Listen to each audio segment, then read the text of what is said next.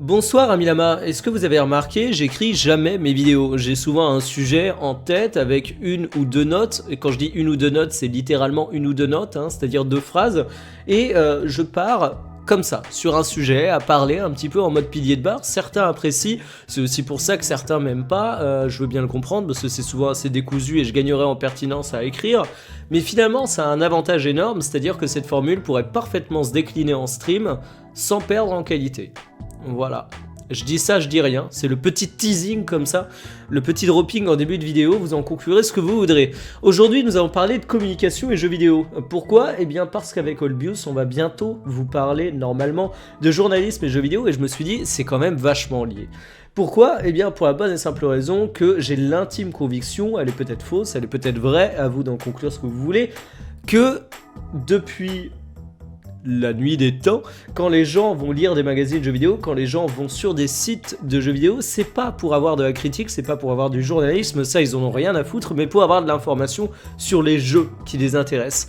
Et ça c'est assez intéressant parce que dans le marketing, il y a une tendance qui fait de plus en plus parler d'elle, bon c'est pas nouveau, mais c'est la grande mode du moment quand on est en agence, c'est l'inbound marketing. Malgré ma prononciation absolument atroce, je vais vous dire ce que ça signifie. Grosso modo, pour faire très très simple, car on n'est pas là pour donner un cours de com et de marketing, c'est l'idée de créer du contenu attrayant pour que le client vienne à la marque et non pas que la marque vienne au client. Quand on dit que la marque vient au client, c'est par exemple vous vous baladez dans la rue et là boum, gigantesque affiche, Assassin's Creed, le nouveau il arrive, il est bien, tout ça, tout ça. Non, là l'idée c'est plutôt de créer du contenu qui va faire que vous vous intéressiez à la marque et que vous retourniez spontanément aller voir la publicité. Ça peut paraître assez surprenant comme idée, mais c'est un truc qui est pas nouveau du tout et ça peut se prêter à tous les secteurs. Exemple à la con, un secteur qui est plutôt surprenant pour ça, c'est tout ce qui est bricolage et tout le bordel. Leroy Merlin, vous connaissez forcément cette enseigne, vous vous dites c'est difficile d'intéresser les gens à ça. Mais pourtant ils font du très très bon inbound marketing avec toute une logique de contenu avec une forte plus-value. C'est-à-dire que vous allez sur le site du Leroy Merlin, vous allez avoir des vidéos tutos sur comment monter le meuble que vous venez d'acheter, comment utiliser tel matériel, pourquoi choisir tel produit plutôt qu'un autre. Et ils ont toute une stratégie de contenu comme ça qui est super pertinente pour pas mal de points. Pertinente car sur un site e-commerce, c'est important d'avoir du contenu. Petite leçon de référencement très très rapide, si vous voulez que votre site soit bien référencé, il y a toute une gestion de mots-clés, il y a toute une écriture SEO à respecter, mais il faut aussi qu'il y ait du contenu régulièrement mis à jour. C'est pas forcément super facile sur un site e-commerce, pour la bonne et simple raison que vous n'avez pas forcément des milliers d'articles nouveaux tous les jours, et c'est pas forcément facile parce que sur un mauvais site e-commerce, les fiches produits sont courtes, donc il n'y a pas assez de texte pour être bien référencé. L'avantage de faire des pages conseils comme ça, c'est que vous allez pouvoir vous placer sur certains mots-clés et vous allez pouvoir développer des pages qui vont être bien référencées. Et imaginez le mec qui tombe sur une page conseil sur comment monter sa porte d'entrée sur Leroy Merlin, une fois qu'il va lire cette page conseil, où il va acheter sa porte d'entrée chez Leroy Merlin. Vous allez me dire, mais attendez, là, je suis bien dans une vidéo de Mikael, pourquoi il essaye de me résumer des théories de référencement en 3 mots. D'ailleurs, je m'excuse d'avance, c'est très brouillon ce que je fais, mais je pense que c'est déjà saoulant, j'ai pas envie de rentrer dans les détails. Pourquoi il nous parle de porte d'entrée ? Eh bien, pour la bonne et simple raison que ça, c'est quelque chose qu'on voit très très peu dans le jeu vidéo et je trouve ça assez surprenant. Car finalement, sur le papier, c'est quand même plus intéressant d'intéresser les gens à du jeu vidéo qu'à un aspirateur, à un truc de bricolage ou un meuble. Et pourtant, dans le jeu vidéo, on voit très très peu ça. Alors, on le voit de manière parfois un petit peu original, c'est-à-dire qu'on va avoir par exemple Ubisoft qui va faire des streams pour ses propres jeux, et ça c'est assez surprenant, ça se voit encore peu, mais finalement c'est dans une très très bonne logique. Mais du contenu réel sur les sites d'un éditeur qui parle du jeu de façon intéressante et avec un certain recul critique, parce que finalement il n'y a pas besoin d'être ultra partisan pour te donner envie de jouer à un jeu, au contraire, plus tu essaieras d'être neutre, plus d'un angle sympa, plus tu auras des chances d'attirer les gens parce qu'ils se diront pas « Oh, je suis en train de regarder la pub ». Et ça, finalement, ils le font très très peu. Si vous regardez, le contenu rédigé autour des jeux vidéo sur les sites des éditeurs, c'est vraiment que dalle. T'as un pitch qui va détailler le jeu, t'as quelques images, quelques vidéos, et puis point barre. D'ailleurs, combien d'entre vous vont sur les sites officiels des jeux ou des éditeurs ? Il y en a, ils sont généralement assez beaux, c'est des beaux sites vitrines, mais ils ne servent à rien car ils ne savent pas quoi faire en contenu autour de ça. Et ça, c'est dommage, sauf que ça va changer. Si le putain de milieu de la menuiserie et du bricolage est en train de se mettre à faire du contenu attrayant pour faire venir les clients à la marque, le jeu vidéo va s'y mettre tôt ou tard, et d'ailleurs, je trouve ça assez surprenant le retard qu'ils accusent là-dedans. Mais finalement, le jeu vidéo a d'autres moyens de communiquer, a d'autres moyens de faire que la presse, finalement, on va moins dessus, parce que l'information, on l'a ailleurs. Parce que vraiment, on veut avoir de l'information, on veut avoir du contenu, et pas forcément de la critique journalistique. C'est triste, on peut en penser ce qu'on veut, mais les gens sont des putains d'hypocrites. Il y en a 30 000 qui vont vous dire qu'ils veulent des dossiers de fond, qui vont pas les lire, et qui vont plutôt s'attacher à une news où on balance 3 images et une vidéo sexy. C'est comme ça. Mais il y a un moyen qui est assez bien utilisé dernièrement, que vous voyez de plus en plus, et vous avez forcément fait tic, j'avais envie d'en parler, c'est les bêtas. Les bêtas qui n'ont rien d'une bêta, finalement. On va prendre le dernier exemple en date qui me vient à l'esprit, c'est la bêta de Star Wars Battlefront. Vous l'avez bien deviné, cette bêta, finalement, elle n'était pas là pour apporter des corrections au jeu. Elle est sortie très peu de temps avant la sortie officielle du jeu. Ça pouvait être à la limite pour tester les serveurs, mais c'est pas là que cette bêta a été fondamentalement utile pour Electronic Arts. Cette bêta, elle a été géniale pour une bonne et simple raison, c'est qu'on a énormément parlé du jeu. Toute la presse, tous les youtubeurs, tous les streamers se sont mis à parler de Star Wars Battlefront avant sa sortie. Et c'est beaucoup plus repris qu'un putain de communiqué de presse que vous envoyez en boucle à 50 rédactions. Non, là vous aviez du contenu avec une réelle plus-value qui était fait chez des influenceurs qui avaient des audiences énormes et vous avez même pas besoin de les payer pour qu'ils fassent un placement produit. Non, c'est la bêta de Star Wars Battlefront, évidemment, on va la filmer. D'ailleurs, encore mieux, parfois vous pouvez faire des bêtas privées mais sans NDS, sans l'interdiction d'en parler. Du coup, la personne qui a un accès privé se dit putain, je suis un peu privilégié, ce serait bien que j'en fasse une vidéo pour montrer ça aux gens. Et boum, énorme relais médiatique du jeu juste avant sa sortie. Et il y a de plus en plus ça, c'est-à-dire que les bêtas c'est un excellent moyen de communiquer autour de son jeu, c'est un excellent moyen de faire parler de son jeu. Après vous pourrez me dire, ouais c'est un peu comme dans la logique des démos. Mais c'est assez surprenant parce qu'il y a très longtemps j'avais vu une étude, alors je serais incapable de vous la retrouver donc j'en suis désolé, qui disait que les démos finalement ça avait un impact négatif sur la vente des jeux. Je trouve ça assez surprenant, mais après je vous parle d'une époque totalement différente, celle où on avait les CD de démos dans le PlayStation Magazine. Voilà, les plus jeunes d'entre vous ne sauront même pas de quoi je parle, et les plus vieux, ou du moins ceux qui ont au moins 20 ans, ne regretteront probablement pas cette époque. Quoique, il y avait une petite nostalgie comme ça, mais quand t'es rendu à vendre ton magazine grâce à un CD de démo, ça en dit long sur la qualité que t'estimes que tes journalistes ont. C'est-à-dire que ouais non, le papier tout le monde s'en fout, allez on met un CD de démo, les gens achèteront ça pour ça. Mais bon, ça c'est encore une autre histoire. Mais en tout cas, une bêta c'est un excellent moyen de faire parler de son jeu. Sinon il y a un truc que j'aime bien, qui a été fait très récemment, c'est Ubisoft. Encore une fois, on peut critiquer Ubisoft, mais au niveau du marketing et de la communication, je trouve que c'est un éditeur qui se place plutôt bien, qui a plutôt des bons réflexes et qui est entre guillemets précurseur par rapport aux autres. Bon, vous allez me dire, c'est pas pour ça qu'on critique Ubisoft, et certains iront même plus loin et diront, c'est justement pour ça qu'on critique Ubisoft. Parce que le marketing et la com est trop importante chez eux par rapport au développement, à la passion, à l'émotion. Mais bon, là, vous allez me dire, c'est encore autre chose, et finalement, on peut avoir les deux, non? Mais bref, c'est le mini-jeu qu'il y a eu pour The Division. Alors, si vous ne l'avez pas vu, c'est un truc assez sympa. Ça marche avec Google Maps, vous mettez votre adresse, et en fait, vous choisissez le point d'origine de la contamination. Car dans The Division, comme vous le savez, scénario Tom Clancy, il y a eu une immense épidémie qui a décimé la Terre et qui se transmettait via l'argent. Enfin bref, un scénario totalement bateau de fin du monde qui n'a absolument aucun intérêt. Mais du coup, ça donnait un scénario plutôt sympa pour faire un mini-jeu. Parce que le mini-jeu, en fait, vous choisissez donc le point d'origine et vous voyez peu à peu le virus se transmettre, et ça marche avec Google Maps, c'est-à-dire que moi j'avais choisi ma petite commune où j'ai grandi, Belleville-sur-Vie en Vendée, voilà.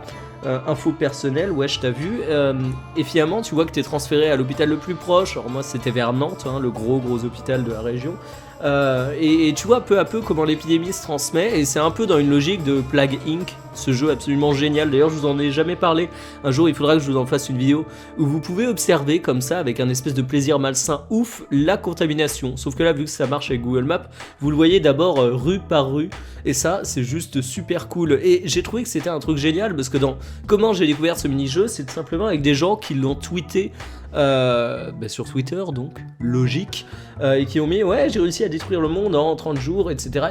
Et je trouvais que c'était une super bonne idée parce que finalement ça part dans l'idée de faire du contenu autour du jeu, du contenu qui va avoir un intérêt, qui va avoir un côté marrant, buzz, donc on va le partager et qui va faire parler du jeu. Et finalement, ça va aider le jeu à avoir un véritable background. Parce que finalement, bon, The Division, beaucoup le voient comme un MMO chelou où il faut farmer et qui n'a pas vraiment d'âme. Eh bien, ce genre de choses, ça aide à faire un background. D'ailleurs, l'exemple de la bêta, vous pouvez aussi parler de la bêta de The Division. Hein. Tous les youtubeurs que j'aime bien, ou presque, enfin non pas tous les youtubeurs que j'aime bien, ou presque, tous les youtubeurs que j'aime bien et qui font plus ou moins du let's play ou des vidéos du genre ont parlé de The Division. Parce que évidemment, des mecs qui font que des vidéos critiques en anglais avec un fort temps de latence, ils n'ont pas parlé de la bêta de The Division. Mais bref, j'ai beaucoup vu parler de The Division grâce à cette bêta, justement. Et enfin, la dernière chose où on va pouvoir communiquer de manière très très bonne pour faire parler d'un jeu vidéo qui n'est pas vraiment nouvelle, mais qu'on voit de plus en plus, très logiquement, vous le savez, c'est YouTube. Alors YouTube, il y a deux choses. T'as le placement produit. Le placement produit, évidemment, c'est le Saint Graal, parce que finalement, c'est un peu ton gars sûr, quoi, le youtubeur qui fait du placement produit. Tu sais que tu payes une telle somme, tu sais qu'il va faire une telle exposition. Bon après, moi je m'en méfierais parce que t'as toujours la logique bad buzz. C'est-à-dire que des youtubeurs qui font du mauvais placement produit, t'en as plein. Des youtubeurs qui font du bon placement produit, t'en as plein aussi. Et ça va dans tout. Hein. C'est-à-dire qu'un placement produit, ça peut être aussi raté pour un éditeur. Si l'audience du mec gueule énormément parce qu'il a fait un placement produit, c'est pas forcément de la super publicité. Bon, on parle quand même de ton jeu, mais voilà. Mais ça, c'est un relais qui est évident. Finalement, après tout, quand on fait de la publicité média, qu'on achète soit des pages dans un magazine, soit un spot TV, on va payer pour toucher une audience. YouTube, c'est exactement la même chose, sauf que 1, l'audience est plus ciblée, 2, ça repose sur un YouTuber qui est quand même un super influenceur, un influenceur au sens premier du terme, c'est-à-dire qu'il va avoir une bonne influence sur son audience. On peut dire ce qu'on veut, mais il y a une relation d'affect qui se fait avec un YouTuber. Un YouTuber que vous suivez depuis 1 an, vous avez vu toutes ses critiques, vous avez eu tout son avis. Si vous l'aimez, et même si vous avez l'habitude de partager son avis, parce que vous pouvez aimer un mec et pas partager son avis, c'est possible, j'ai même envie de dire que c'est génial, vous allez avoir davantage tendance à l'écouter. Et s'il parle d'un jeu en bien, s'il montre un jeu, il va davantage pouvoir vous influencer qu'un journaliste que vous connaissez pas forcément. Vous voyez l'idée. Donc c'est pour ça que c'est bien YouTube. Mais il y a aussi tout bêtement la publicité gratuite, car bon, moi je ne reçois pas de chèque quand je fais une vidéo où je dis que The Witcher 3 c'est génial, mais ça n'en change pas que je suis un excellent moyen pour faire de la pub pour CD Projekt. Ce finalement j'en dis énormément de bien, la vidéo est vue par quelques milliers de personnes, et ces quelques milliers de personnes se disent ça a l'air bien The Witcher, c'est super con mais... Et ça, certains éditeurs ont encore un petit peu de mal à le comprendre. Par exemple, Nintendo, au hasard. Nintendo, comme vous le savez, qui est assez... comment dire ça ? Sans insulte, c'est assez compliqué. Qui est assez restrictif dans l'idée de montrer ses jeux par des youtubeurs tiers. Alors, ça va changer un peu, ils ont un programme de partenariat pour que les plus gros youtubeurs puissent quand même toucher de la thune sur les vidéos qu'ils font sur des jeux Nintendo, mais c'est quand même pas génial. Et là où Nintendo se plante finalement, c'est que un éditeur a tout intérêt à ce que des youtubeurs fassent des vidéos sur leurs jeux. Franchement, surtout des jeux Nintendo. J'ai envie de dire que les mecs qui filment des jeux Nintendo, dans 9 cas sur 10, c'est des mecs qui sont déjà convaincus par la cause. Enfin, c'est un youtubeur qui est spécialisé PC, bah, par exemple moi, il va pas vous parler de jeux Nintendo et c'est plutôt logique, et pourtant c'est peut-être lui qui serait le plus critique avec les jeux Nintendo. Bon, quoique moi l'exemple est limite, j'adore les jeux Nintendo, mais bref, passons. Et du coup, bah, Nintendo en faisant ça se prive peut-être de vidéos éventuelles faites sur ces jeux, et c'est con parce que c'est de l'excellente publicité gratuite, parce que bien sûr il y a les gros youtubeurs, mais il y a aussi plein de petits youtubeurs qui ont 50 000 abonnés et qui vont pouvoir vous faire un relais de notoriété assez important. Enfin bref, vous le voyez, entre les mini-jeux, la bêta, le contenu à valeur ajoutée que vous pouvez faire sur un site, sur YouTube, il y a énormément de choses qu'on peut faire pour communiquer autour d'un jeu. Et je me dis qu'il y a certains qui vont prendre ça en pleine gueule. Bah déjà, on parle du budget publicitaire qui est en chute, hein, pour plusieurs raisons. Déjà, parce que le display c'est un peu de la merde, le taux d'engagement baisse énormément et les gens ne voient plus la pub display. Mais de manière très étrange, hein. C'est-à-dire que je parle même pas d'adblock. Ce qu'on appelle le display, c'est tout ce qui est bannière, etc. Y a Yahoo qui a connu ça à la grande époque où ils avaient une bannière pub sur l'accueil de Yahoo, et finalement ils se sont rendus compte à une époque que le taux de clic mais baissait de façon affolante année après année sur cette bannière. Et ils ont fait des tests. Alors ça c'est assez intéressant, d'ailleurs j'ai déjà bossé avec une agence qui faisait ça. C'est-à-dire que tu vas mettre un mec devant un PC avec un track eye pour suivre tes mouvements des yeux et on va voir ce que la personne regarde. Et tu fais des tests comme ça avec énormément de gens. Enfin bref. Et ils se sont rendus compte que les gens ne voyaient même plus cette putain de bannière à force d'aller sur Yahoo. C'est-à-dire qu'elle faisait partie du décor et automatiquement le cerveau se disait c'est de la pub et ils regardaient même pas. Ils ne voyaient pas cette bannière. C'était un truc de dingue. Eh bien la pub display c'est un peu ça en plus. Et vous allez ajouter Adblock qui est forcément hyper important dans notre milieu parce que finalement on n'y pense pas, mais Adblock on dit que c'est une catastrophe pour la presse, mais c'est encore plus une catastrophe pour la presse tech et JV que pour la presse je sais pas moi, jardinage par exemple, parce que forcément les mecs qui installent Adblock en général ils sont un petit peu technophiles. C'est de moins en moins le cas, mais c'est quand même les early adopteurs de ce genre de trucs. Et donc forcément, ça fait plus souffrir. Mais il n'y a pas qu'Adblock. Et c'est pareil, tout ce qui est pub TV, pub magazine, quel est l'intérêt de faire ça aujourd'hui? Ça coûte une blinde, vous n'êtes pas sûr du ciblage pour la pub TV. La pub magazine, c'est encore autre chose, vu qu'on a des magazines spécialisés. C'est assez cher, c'est chiant à négocier. Alors que putain, vous allez faire un petit truc qui, dans votre jeu, qui va facilement se partager sur YouTube. Vous allez avoir plein de mecs qui vont faire de la publicité gratuite pour votre jeu. Donc voilà, j'avais juste envie de parler de ça de manière un peu pilier de barre, les éléments qui selon moi font qu'on va parler d'un jeu ou non. C'est pas exhaustif, évidemment, mais j'ai trouvé ça assez intéressant de faire le focus sur quelques petits exemples comme ça. Parce que finalement, demain, jeuxvideo.com, malgré son audience absolument énorme, c'est pas lui qui va ramener les acheteurs. Bref, sur ce, j'espère que cette vidéo vous aura plu, je vous dis à bientôt pour une prochaine. Passez une bonne journée, salut!